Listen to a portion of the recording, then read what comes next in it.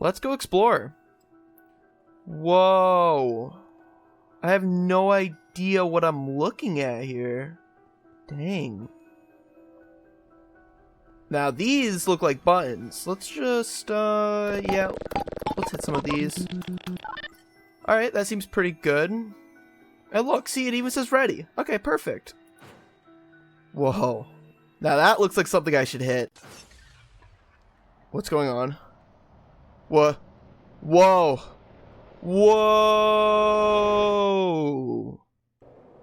Is it done? Oh. Whoa. Now surely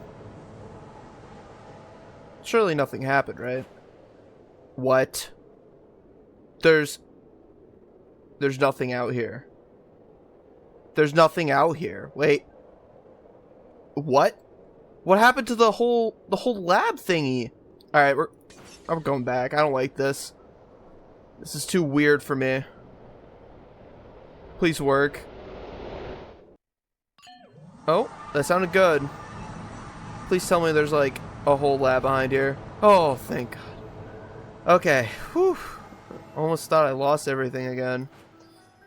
So let's take a look here. Oh, it's not ready anymore? Well, I probably did something wrong over here.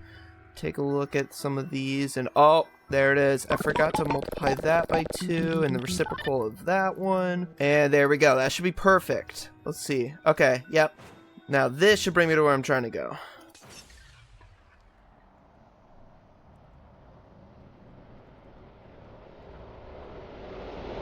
Now this is pretty crazy.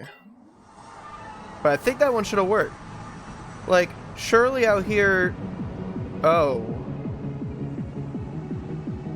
Right. Yeah, no, I think I'm good without that. Let's hurry up. Alright. Now hopefully be back. Okay. We have a problem to solve. You over here. Why are we not going there? Let's see here. Oh, there. You know what? I was in degree mode. That's exactly the issue here. And let's move that down. Let's see. Yeah, okay. This should be good. This should totally take us to exactly where we want to go. Let's hit it. Hey, wait. Did that used to be red? That surely is a good sign. Alright, that should have worked. Finally. I mean, I won't know until I check it out, right? Yeah, wait. This looks like it could be it. Wait a minute. This isn't it. Ugh, let's just go right back. Where did it go? It was just right here. I swear. And what am I supposed to do? All I have are these stupid red woolen obsidian blocks. I guess I'll have to make do. Another YouTuber named FireFly has tasked me to create an infinite parkour course for their parkour race. By the time that you're hearing this, hopefully it is just released recently, but I'm still living in the past and I still have to make this data pack. So the first thing you need to know is I was in a call with them for a while. We talked over a lot of the basics of how things are going to work and exactly what I need to do. The idea is that there is some location in the world. In fact, it is at these exact coordinates in their world where the players are going to eventually arrive and land here at this block, and I've been tasked to make a parkour course that extends on forever in front of here. Now, in theory, this actually shouldn't be too difficult with some of the skills that I've learned through doing some of my own infinite parkour stuff, but the goal here is to make something entirely new, so I won't be using anything from there. I will just be going at on my own in this data pack. If you didn't come from FireFly's video, you should also totally go check that out afterwards to see exactly how this worked out and how it went for the contestants. So the first thing I need to do is use this special entity, I'm gonna throw them in right now, called a marker. In fact, usually you cannot see these at all, but since I have the Axiom mod on, I can actually see these in the game. What I'm going to do is I'm going to place these at every single jump here, like this one, and then summon a block from this marker's position in a bunch of different positions out here. It's just gonna choose one of these, and that is where the block's going to be, and then we're gonna place a new marker where this is, is and remove the old one. Let's get that simple system in. All right, so now when I hit reload here, how this is going to work is once a player that is in adventure mode walks up here in the real event, I believe they'll be just teleported, a marker should show up, perhaps, maybe. Oh, I might not be able to see unless I'm in creative. No. Let's try that now, maybe. Just maybe now, perhaps. All right, maybe it's good now.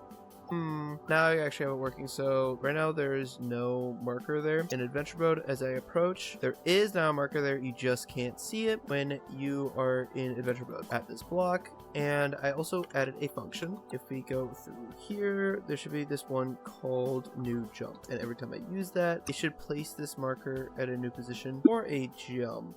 I would say that seems about right, but it doesn't look like it's going that far. Oh, it's running based on me, isn't it? Yeah, no, that's okay. That's my own fault. Now I'm in creative. Now we have a point there, and this function will now work. So it is generating new jumps. Currently, there's only 2 types. There's one that's 2 blocks out, one that's 3 blocks out. So now we just have to make that run as many times as we need so that it is out of the range of the player. I'm thinking about like 100 blocks out. We also just have to place red wool at their locations, and of course add some more jumps, which will come in a second. Let's get those going.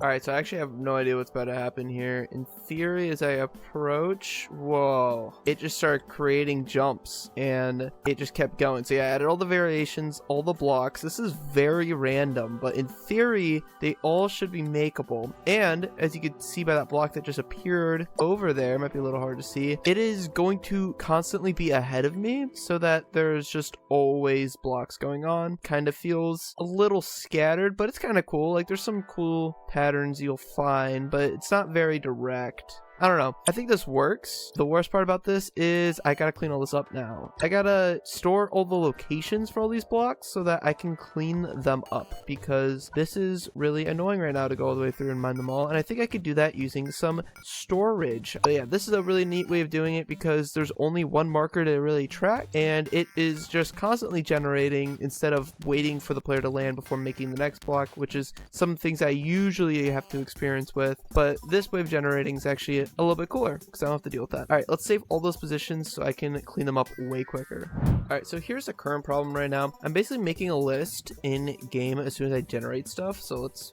generate some right now, actually. So those all go. And right now in a data spot here inside of storage, there's a list of every single block's coordinates. And what I'm trying to do is go through, pick these up, throw them into a set block command and send them to error when I want to clear them. And that is being done by this cleanup function. And when I'm running it, I have it set right now to just spit out coordinates to me. And right now they all seem to be the same exact block, like 118, 72, 19.5, 118, 72, 19.5. And if we go to that, I believe it is just this block, or actually 19.5 seems to be like this one, which is so weird. It's like the second one on the list, but it's not, you know, moving to different ones. Because if you look now, the list of blocks is gone because I'm removing the first one from the list after reading the first one into the chat. But obviously it's not reading the first one because otherwise that's not the data we would get. So there's something weird going on with the list. I just have to figure that out still. I'm thinking it might be the way that we have to reference it. I can show if I regenerate everything. So it's really weird because this is a list of lists of coordinates, right? So in theory, to get one of these, you have to do get storage from here. Blocks is the full list, but to get the first term, you have to do brackets 0. But then to get the first value inside there, you have to do 0, 0. So that's the X coordinates. 1 should be the Y and 2 should be the Z. And that's what I'm using to reference, but for some reason, this is not returning the first value. I'm not sure exactly why. I can change the scale and it doesn't do much except round it. So maybe I should look into the rounding way. I have to go look.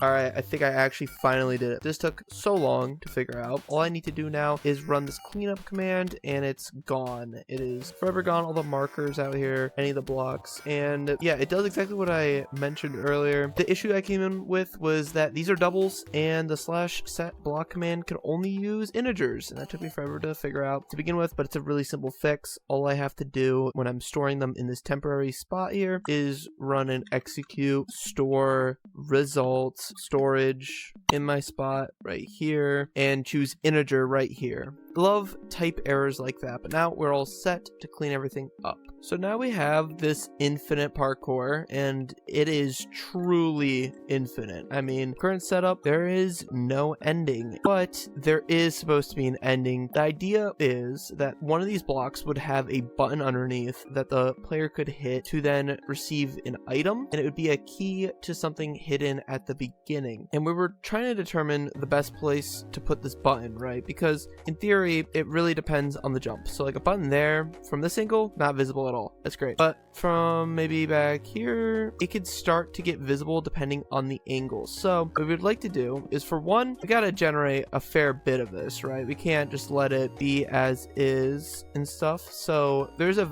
variable that's constantly incrementing on every block, determining like how many have generated. Once that gets past, I'd say maybe 200, 150, something like that, we're going to determine the odds a little bit. What I mean is we're going to make the previous 10 jumps all aim downwards so that the players get jumps that look somewhat like this, right? So if I were to then make one at the end here go up, and let's say that had a button on it, they are way less likely to see it if they're coming from down to a block here where it's on the upside. But the goal is to make it still somewhat visible. This shouldn't be hard. We just have to check to see if this number that is constantly increasing with each jump hits around 90, then we can start sloping down for 10. At 100, we slope up. At a 101, place a button. So let's try that out.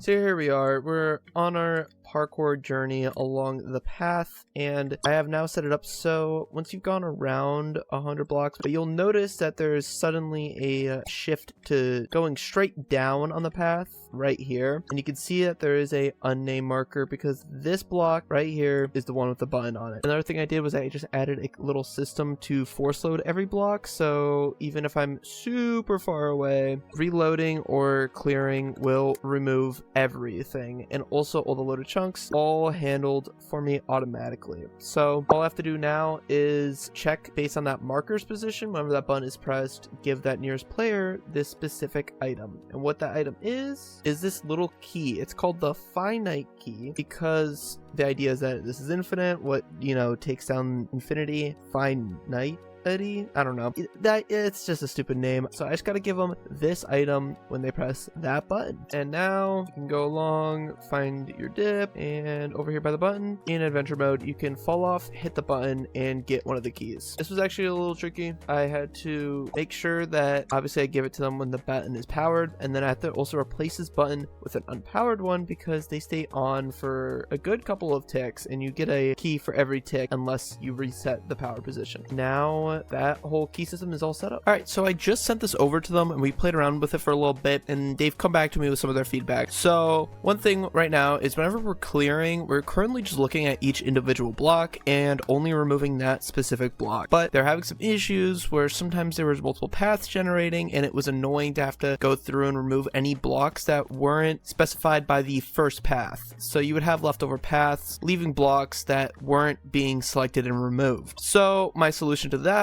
is to just remove all the blocks here in glass. Now, not just erase them entirely, but rather fill this area with air and only replacing red wool around each of the blocks right here in the center. So by theory, if there is any branching paths that should be relatively nearby the jumps, they will also be cleared as well when the major or first path or last path generated, whichever one the game decides, gets erased as well. So this should be a quick fix. Let's work on that quickly.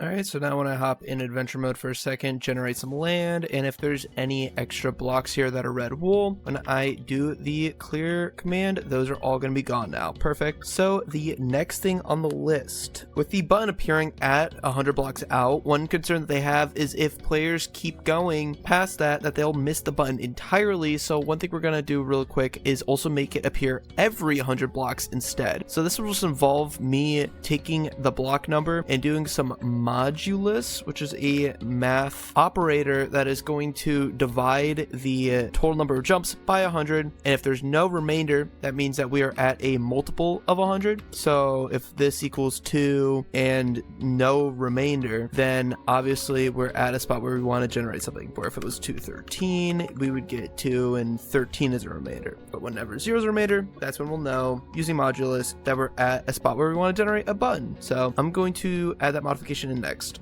Alright, so as we take a look along the infinite parkour here, we slope down, we get a button right here at 100. That gives us the key, and as we keep on going through all of this, down here at the end, once we get back to that slope down structure that you've been seeing right over here, we also have a button at 200, except it doesn't give anything right now, but that is a fix that I just quickly did, and I would have to go out there all the way to show you again, but it should all now work. So now comes the fun part.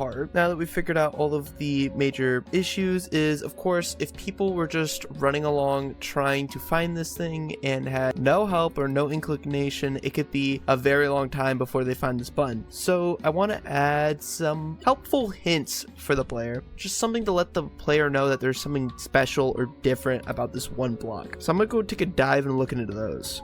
Wow, alright, so a lot has just happened. I've been playing around with adding a little bit of dev tools just to help me out, and a few more blocks out for me with one button, so I don't have to keep hopping between creative and adventure mode. And they also have this TP command that should teleport me to the end of the line. And actually this one was perfect, right on 100 is where the button was, so that was great. So that is one thing I had set up. I have chunk borders on right now because we were having an issue where this block wasn't being spawned in because it was right across a chunk border, and the way that the force loading works is that this block was adding this chunk to the force loading, but we were not adding this chunk in until after trying to place this block, which means that this block would never appear. So the new order is that we force load this first before putting the marker in and the block. So that brings me on to my point of what was all this for. Oh yeah, to be able to test where the button spawns, which is why I have these commands now. So right around here is the button. I have added a particle effect, but the hardest part is being able to judge if it's enough or not. So I just turned off any indications, and you might have just saw right there the crit particles showing up. How it works is that it is looping through this command, generating a random number from 0 to 50, and if it's 0, it is spawning in the particle. So sometimes there's a lot of them and sometimes there's none of them. I am thinking of maybe changing this from being random to just being a counter where it's, you know, every 100 ticks maybe,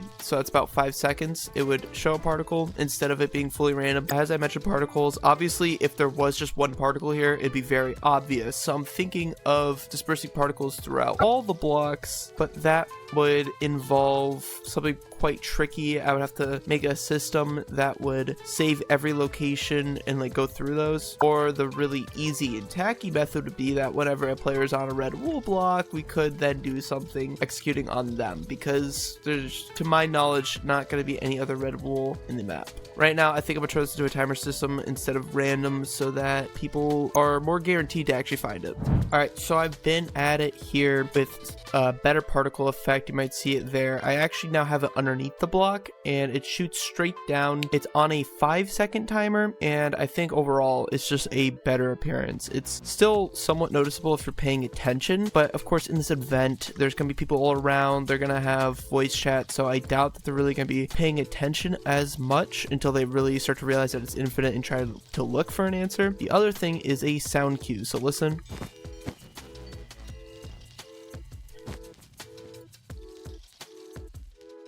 You might have not heard it, or you might have. It's a very low amethyst chime that plays when you jump on the block with the button. It was kind of hard to figure out the exact volume for this because of a couple factors. One, it is down there. Like, that is the source of where the sound is being played from. 2, it is on the master, so it entirely depends on what your slider is for this. And in fact, I just turned up to 100 for you. Usually mine's sitting at 25. So even with like it being amplified, that's what it sounded like. But here, you probably couldn't even hear that if you were like really paying attention. I'll have to talk to them, see if we're gonna make sure everyone has their particles on. I mean, it is on force, so I believe even with low particle settings, it should be visible if I did my settings correct. in theory, it won't even matter their setting. They should still be able to see this particle. So we at least have one guaranteed thing. One thing though is that we got to make it blend in better by adding other particles. All right, so I was just playing with a small effect that happens whenever a person is on the ground there, and you just hopefully saw it there. It's just a little bit of red particles. It's on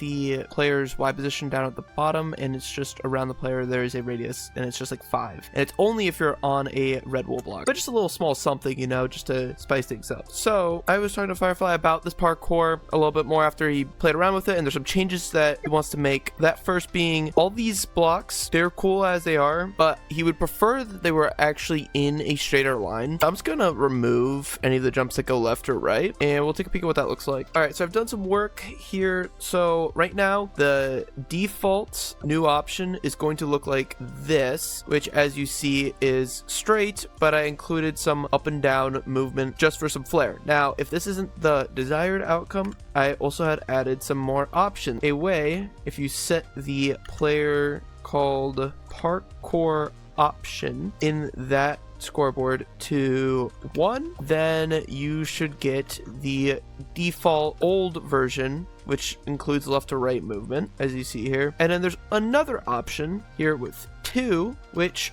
removes all up and down and left and right and makes a straight shot. Now, based on what I've heard, this actually might be what they're looking for to use just because it looks cleaner, but just to be safe, I included all of those options. Now, when it comes to the button that I showed you before, it still generates. It just generates in a straight line if it's on the 2 new options. It generates like the old way in the old option, but generates like this for the new options. In the up and down movement section, the button will still generate with 10 blocks going downwards. Alright, so now it's been a little bit since the event actually is fully wrapped. I've heard from what happened, but if you want to see, then you have to go check out FireFly's video, which is going to be linked on the end card and in the description. Huge shouts to him for reaching out to me to make this all happen. I had a lot of fun with this project, and I think it's really cool. And of course, huge shouts for Cinnamon for editing this video. Huge shouts to Flaming Thunder for help with the designs and stuff. You should also totally go check out my Discord server in the description. Talk to some cool people who like to develop things, chat about nerdy stuff, Minecraft stuff, all the best. Make sure to like the video if you want to let me know that you enjoyed it. Subscribe if you want to know when I upload next. Comment down any of your suggestions for other things, future projects, future collaborations even. And now I gotta try to get back. So clearly if it was touch activated, then something over here would do something. And it's definitely not visually activated because I can't get it to reappear. If it was auditorially activated, then I guess I gotta start saying stuff. Acid, across, addition, adjustment, garden, general, give, glass, rail, rain, reaction, war, waste, watch, warp. What? It's back! It's back! Let's go! Let's go! I'm going right home. Screw all of that, dude. Oh. Whew. Well, let's go check it out. Yep. This looks familiar. Whew. I guess its name is something to do with warp.